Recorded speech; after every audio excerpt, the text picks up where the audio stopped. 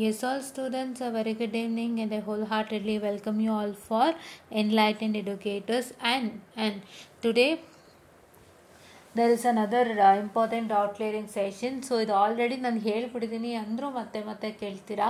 C ಏನು ಗೊತ್ತಾ, one thing I wanted to tell regarding results as if it is getting delayed you should be having some patience. Correct?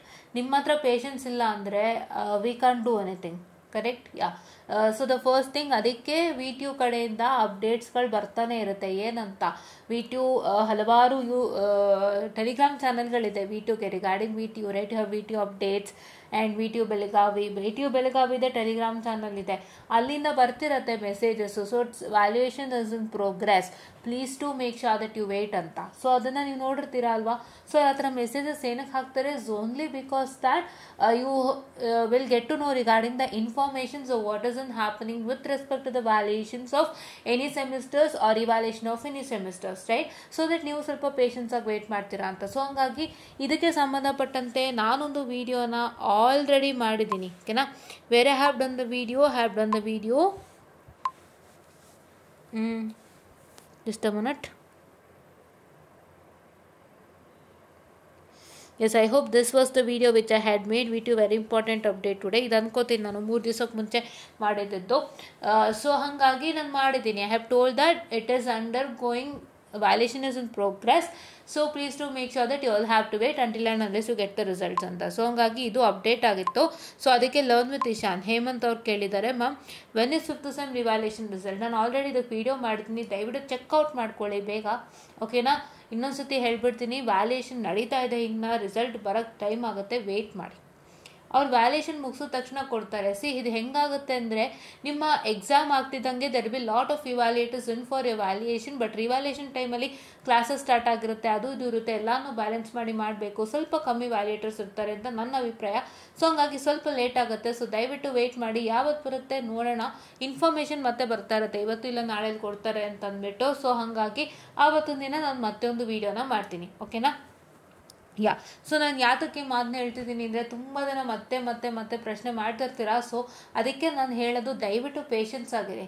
ನಂಗೆ ಅರ್ಥ ಆಗುತ್ತೆ ನಿಮ್ಗಳು ಹೆಂಗಾಗ್ಬಿಡಿದೆ ಅಂದರೆ, ಈ ಮಂಗನ ಕೈಲಿ ಮಾಣಿಕ್ಯ ಕೊಟ್ಟಂಗೆ ಹೋಗಿದೆ ಪರಿಸ್ಥಿತಿ. ನಮ್ಮ ಪೀರಿಯಡಲ್ಲಿ ಹೆಂಗಿತ್ತು ಅಂದರೆ, ಒಂದು ತಿಂಗಳಿನಲ್ಲಿ, ಸಾರಿ ಫಾರ್ ಟೆಲ್ಲಿಂಗ್ ದ್ಯಾಟ್, ಏನಾದ್ರು ತಪ್ಪಾಗಿ ಮಾತಾಡಿದ್ರೆ ಕ್ಷಮೆ ಇರಲಿ, ಬಟ್ ನಾನೇನು ಹೇಳೋದಂದರೆ, ಈಗ ನಮಗೆ 1.5 ತಿಂಗಳಿಗೆ ರಿಸಲ್ಟ್ ಬರ್ತಿತ್ತು ಫಸ್ಟ್ ಸ್ಟಾರ್ಟಿಂಗಲ್ಲಿ, ನಮಗೆ ಬೀಲೆಲ್ಲ ಹಾಗೆ ಬರ್ತಿತ್ತು.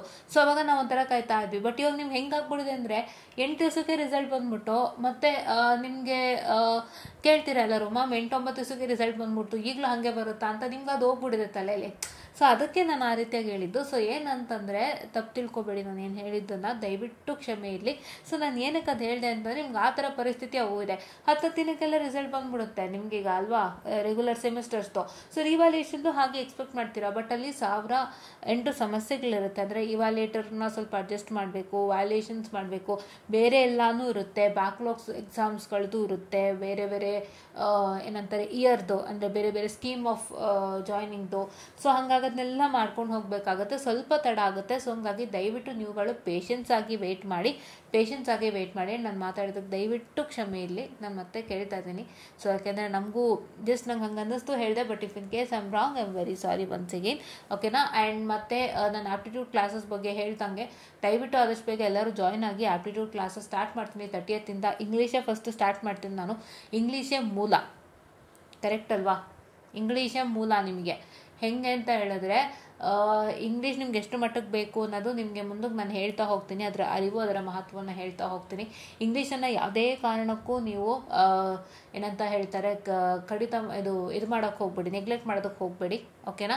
ಸೊ ನೀವು ಒಂದು ಪಕ್ಷ ಕನ್ನಡ ನೆಗ್ಲೆಕ್ಟ್ ಮಾಡಿದ್ರು, ಕನ್ನಡ ಮಾತಾಡೋಕ್ಕೆ ಬರುತ್ತೆ ಬಿಡು ಪರವಾಗಿಲ್ಲ ಅಂದ್ರೂ, ಇಂಗ್ಲೀಷ್ನ ಯಾವ ಕಾರಣಕ್ಕೂ ನೆಗ್ಲೆಕ್ಟ್ ಮಾಡಬೇಡಿ. ನಿಮ್ಮ ಕಂಪನಿ ಪ್ಲೇಸಲ್ಲಿ ಇಂಗ್ಲೀಷ್ ತುಂಬ ಮ್ಯಾಟ್ರ್ ಆಗುತ್ತೆ. ಹಾಗಂತ ಕನ್ನಡನೂ ಬಿಡೋದಕ್ಕೆ ಹೋಗಬೇಡಿ. ನಾವು ಕನ್ನಡ ನಾಡಿನಲ್ಲಿರೋರು, ಕನ್ನಡನೇ ನಮಗೆ ಮುಖ್ಯ, ನಮಗೆ ಕನ್ನಡ ಭಾಷೆನೇ ದೊಡ್ಡದು. ಆದರೆ ನೀವು ಕಂಪನಿಗೆ ಹೋಗೋದ್ರಿಂದ ಅಲ್ಲಿ ನಿಮ್ಮ ಕನ್ನಡ ಭಾಷೆ ಎಲ್ಲ ವರ್ಕೌಟ್ ಆಗಲ್ಲ. ಇಂಗ್ಲೀಷ್ ಮಾತ್ರ. Starting from mail, starting from speaking to your colleagues, starting from speaking to your manager, and starting from speaking to one of the delegates who comes into the company from other places, right? So ಅವರೆಲ್ಲರ ಹತ್ರ English ಮಾತಾಡಲೇಬೇಕು. ನಿಮ್ಮ colleague ಹತ್ರ English ಅಂದರೆ, ನಿಮ್ಮ ಕೆಲವು colleagues ಬೇರೆ ಭಾಷೆಯವರಾಗಿರ್ತಾರೆ, ಅವ್ರಿಗೆ ಇಂಗ್ಲೀಷೇ ಅಲ್ವಾ ಮೂಲ. ನಿಮ್ಮ ಮ್ಯಾನೇಜರು ಬೇರೆ ಭಾಷೆಯವರಾಗಿದ್ದರೆ ಅವ್ರಿಗೂ ಇಂಗ್ಲೀಷ್ ಮೂಲ, ಕರೆಕ್ಟ್? ಸೊ ಹಾಗಾಗಿ ಈ ರೀತಿಯಾದ ಒಂದು ವಿಷಯ ಇದೆ. ಸೊ ಹಾಗಾಗಿ ಅದಕ್ಕೋಸ್ಕರ ಇಂಗ್ಲೀಷನ್ನೇ ಸ್ಟಾರ್ಟ್ ಮಾಡ್ತೀನಿ. ನಾವು ಇಂಗ್ಲೀಷ್ ಮತ್ತು ಅದು ಕ್ವಾಂಟಿಟೇಟಿವ್ ಆಪ್ಟಿಟ್ಯೂಡ್ನ ತೊಗೊಳ್ತೀವಿ, ಇಲ್ಲ ರೀಸನಿಂಗ್, ಹೀಗೆ ನಾನು ಇಂಗ್ಲೀಷ್ ಜೊತೆಗೆ ಒಂದೊಂದನ್ನು ಬ್ಯಾಲೆನ್ಸ್ ಮಾಡ್ತಾ ಹೋಗ್ತೀನಿ. ಓಕೆನಾ? ಸೊ ಹಾಗೆ ನಾವು ಸ್ಟಾರ್ಟ್ ಮಾಡೋಣ. ಸೊ ನಿಮಗೆಲ್ಲ ನೀಟಾಗಿ ಹೇಳಿಕೊಡ್ತೀನಿ ನಾನು. ಇಂಗ್ಲೀಷಲ್ಲಿ ನಾನು ಬರೀ ನಿಮಗೆ ಏನು ಇಂಗ್ಲೀಷಲ್ಲಿ ಕ್ವಶನ್ಸ್ ಕೇಳ್ತಾರೆ, ಒಂದು ಆಪ್ಟಿಟ್ಯೂಡ್ ಅಂತ ತೊಗೊಂಡ್ರೆ what and all that question arises in English, ಆ ಥರ ನಾನು ತೊಗೊಳ್ಳೋದೇ ಇಲ್ಲ. ನಿಮ್ಮನ್ನು ಇಂಗ್ಲೀಷ್ ಎಷ್ಟು ಮಟ್ಟ ಟ್ರೈನ್ ಮಾಡ್ತೀನಿ ಅಂದರೆ you will be very perfect in learning English, and you will also be very perfect in what I can say the this one, which one, in commenting too. ಎಷ್ಟೋ ಜನ ಇನ್ನೂ ಕನ್ನಡನೇ ಕಾಮೆಂಟ್ ಮಾಡ್ತೀರಾ, ಕನ್ನಡನೇ ಇಂಗ್ಲೀಷಲ್ಲಿ ಕಾಮೆಂಟ್ ಮಾಡ್ತೀರಾ, ಎಷ್ಟೋ ಜನ ಅರ್ಧ ಕಾಮೆಂಟ್ ಮಾಡ್ತೀರಾ, ಅದು ನಮಗೆ ಗೊತ್ತಾಗಲ್ಲ. ಸೊ ಈ ಥರ ಪ್ರಾಬ್ಲಮ್ನೆಲ್ಲ ಕಡಿತ ಮಾಡಿ ಪರ್ಫೆಕ್ಟ್ ಇಂಗ್ಲೀಷಲ್ಲಿ ಹೇಗೆ ನೀವು ಎಲ್ಲ ಕಡೆ ಕಾಮೆಂಟ್ ಮಾಡಬೇಕು, ಹೇಗೆ ಮಾತಾಡಬೇಕು, ನೀವು ಹೊರಗಡೆ ಯಾರ ಹತ್ರ ಮಾತಾಡಬೇಕಾದ್ರೂ ಹೌ ಯು ಶುಡ್ ಬಿ, ಎಲ್ಲನೂ ಹೇಳಿಕೊಡ್ತೀನಿ ನಾನು. ಸೊ ಆಲ್ ಆ್ಯಂಡ್ ಸೋಲ್ ಎಲ್ಲನೂ ನಾನು ಕ್ಲಿಯರ್ ಮಾಡ್ಕೊಡ್ತೀನಿ, starting from scratch to advanced. ನಾನು ಬರೀ ಇಂಗ್ಲೀಷಿಗೆ ಏನು ಕೇಳ್ತಾರೆ ಅದನ್ನು ಮಾತ್ರ ಕವರ್ ಮಾಡಲ್ಲ, ಅದ್ರ ಜೊತೆಗೆ ಎಕ್ಸ್ಟ್ರಾಸು ಹೇಳ್ಕೊಡ್ತೀನಿ, ಎಕ್ಸ್ಟ್ರಾಸು ನಿಮಗೆ ಬೇಕಾಗುತ್ತೆ. ಸೊ ದಯವಿಟ್ಟು ನೀವೇನು ಮಾಡ್ತೀರಾ ಅಂತ ಹೇಳಿದ್ರೆ ಆದಷ್ಟು ಬೇಗ ನಮ್ಮ ಚಾನಲ್ನ ಸಬ್ಸ್ಕ್ರೈಬ್ ಮಾಡ್ಕೊಳ್ಳಿ, ಯೂಟಿಲೈಸ್ ಮಾಡ್ಕೊಳ್ಳಿ, ಎಲ್ಲ ರೀತಿಯಾಗಿ ಒಳ್ಳೆಯದಾಗುತ್ತೆ, ಯೂಟಿಲೈಸ್ ಮಾಡ್ಕೊಳ್ಳಿ ಖಂಡಿತ. ಈ ಆಪ್ಟಿಟ್ಯೂಡ್ ಕ್ಲಾಸಸ್ ನಿಮ್ಮೆಲ್ಲರ ಜೀವನಕ್ಕೆ ಒಂದು ಒಳ್ಳೆಯ ದಾರಿ ಆಗಲಿ ಅಂತ ನಾನು ಕೇಳ್ಕೊಳ್ತೀನಿ. ಹಾಗೆ ಕೇಳ್ಕೊಳ್ತಾ ನಾನು 30ನೇ ತಾರೀಕಿಂದ ಆರಂಭ ಮಾಡ್ತೀನಿ. ಆ್ಯಂಡ್ ಈ ಕ್ಲಾಸಿಗೆ ಸಂಬಂಧಪಟ್ಟಂತೆ ಇನ್ನೂ ಹೆಚ್ಚಿನ ಮಾಹಿತಿನ ಒಂದಿನ ವೀಡಿಯೋ ಮಾಡಿಬಿಡ್ತೀನಿ ವಾರದಲ್ಲಿ, ನಿಮಗೆ ಹೇಗಿರುತ್ತೆ ಏನು ಕರಿಕುಲಮ್ ಅಂತ ಹೇಳಿಬಿಟ್ಟು. ಓಕೆನಾ?